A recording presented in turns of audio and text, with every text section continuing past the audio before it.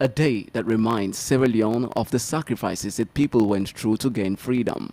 April 27, 1961 saw the British flag replaced with green, white and blue, liberating Sierra Leone from imperialism. 61 years down the line, some Sierra Leoneans reflect on what the country has achieved and what's needed to compete with the rest of the world. Dr. Alhaji Umar Njai is a professor at the University of Sierra Leone and a political analyst. He says it is difficult for development to happen when a country's systems are too dependent on other nations.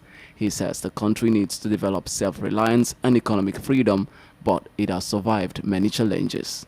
In as much as freely electing president, making governments, and then also the fact that we've been resilient in all these other years from war and Ebola and many other aspects.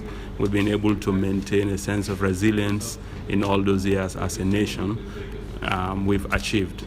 But on the other hand, when you look at the country in the last 60 years since independence, there isn't much to celebrate. We haven't had much to show for the potential that the country have in the last 60 years, because when you look at our dependency, we seem to be dependent in everything, from our economics to the basic things. And so things haven't seriously turned and changed for the better for our people in the country. Civil society organizations have been vocal on issues the country faces.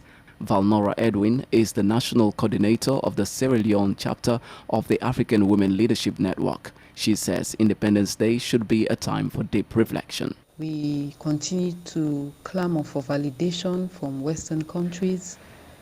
We continue to depend heavily on Western countries for the basic things, even as a nation, that we cannot afford to do for ourselves. We still long for Western influence, Western style of doing things, Western model of democracy, and all of that. So the independence in itself probably might just be something on paper, but the reality is we have not met the aspirations to which as a nation we had envisaged we would be at this time.